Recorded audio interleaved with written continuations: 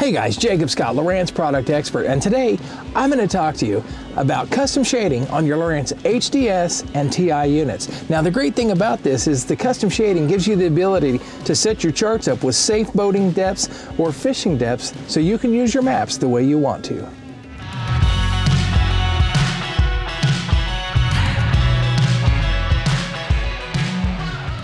Okay guys, let's talk about custom shading. You can set the unit up so that different depths are different colors when you use custom shading. And this is great if you're out running and you are in your boat and you want to make sure you don't go too shallow or something like that. If you have a boat that has a deep draft, you can set it up for that so that you can see on your map where you can't go. It's also great when you're fishing. You can set the colors up to kind of show what you want, where you kind of, if you're catching fish in a certain depth of water, you can highlight it with the custom shading. So let's show you how. Okay, so now I'm going to show you how to set up the custom depth shading on your unit. Now remember, the important thing that you need to know about this is you have to use one of our CMap cards to get the custom shading to show up. So we're going to go under more options, we go to chart options, and then we scroll down just a little bit and you can see where it says shading. I'm going to go ahead and touch that, and you have depth 1 and depth 2. So this is great because you can set it up for the shading to, you can have two different palettes set up and ready to go however you want to do it. So to set them up, we're going to go to custom right here, and you can see custom 1 and custom 2. So now I'm going to go ahead and start setting up the colors on how I like them. So right here where it says 0, I'm going to touch that. And you can see these colors can be changed. So since 0 is a bad thing, I'm going to set that to red. Then the next thing I'm going to do is I'm going to go over here and touch the second one down. The depth was set at 40 feet, but I want to change that to 5 feet. And then I want to change this color to orange. And then I say OK. So now that I've got that one set to orange, my next one I'm going to do, it says 80 feet. I want to change that to 10 feet, and I'm going to set it to yellow. So by changing all of these, what that allows is it gives me the ability to know just kind of where these color depth changes are and things like that. And then using colors that are kind of matching yet contrasting, that helps in the fact that these change on a gradient. So like from 5 to 10 feet, it's not going to go instantly from one color to the next. It's going to kind of start gradually changing that color.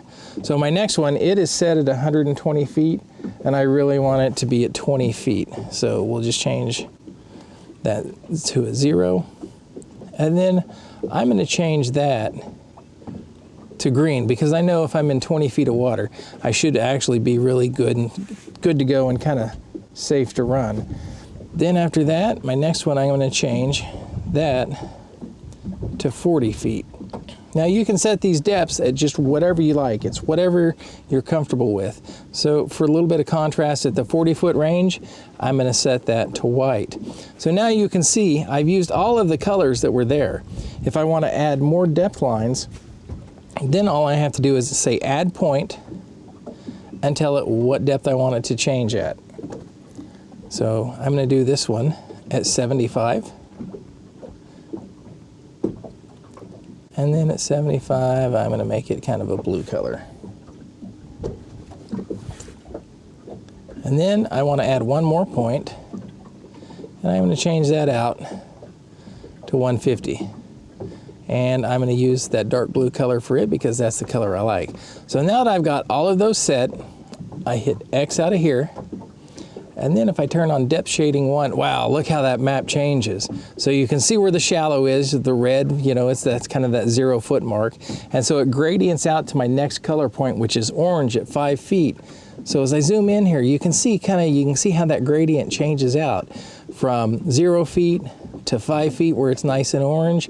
And then I go to yellow at 10 feet. And as you can see, as we move out to the yellow, to the 10-foot range, it kind of changes there.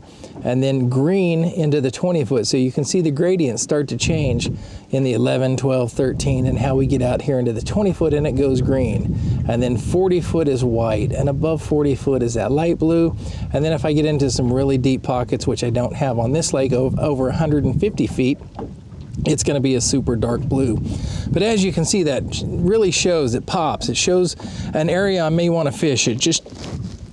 It's amazing. And the other thing that you can do with it is if you get out here and you can look in some of these lakes and some of these areas, and as we zoom in, you can see stuff that starts to pop. I know one of the lakes that I saw this on, we'll just go ahead and zoom out here. And I'm going to scroll over to a different lake that I go to quite often. Some of y'all may have heard of it, Grand Lake of the Cherokees. There's been several Bassmaster Classics that have been fished there. But if we come in here and we just zoom in and let's look at this with this gradient. I mean, wow, look at this. See this red island? I mean, that just pops up right in the middle. So if you weren't paying attention, you might run aground if you were running just looking at a map. So let's go ahead and turn my depth shading off real quick and you can see what I'm talking about. So I've turned it off. So if you just look at that map, you might think, all right, instead of following this channel around, I can just cut right through there. With this depth shading on, look at that. I mean, if I were running through there, I would know, hey, I've got to avoid that spot, because if I'm running through there full throttle, I've got a chance of winding up beached, and that would not be a good thing when you're kind of out in the middle of the lake. So using your custom depth shading is great for things like finding humps to fish, because you can see the contour change. Again, it's good for finding these spots that really much come up out of the water. It doesn't necessarily show that it's an island right there. And if the lake's down low, you're definitely going to have an island there. But if the lake's at a normal pool level or a little bit high, it's going to show you that, hey, if you're going to run through this area, you need to be careful because there's a shallow spot. All right, guys, so those are just a few ways that you can use this custom shading on your Lowrance units to give you the features and the ability to use it how you want to, whether you're boating or fishing. Don't forget, if you like this video, give us a thumbs up, and don't forget to click the link and subscribe to this YouTube channel so you can get this and other helpful tips.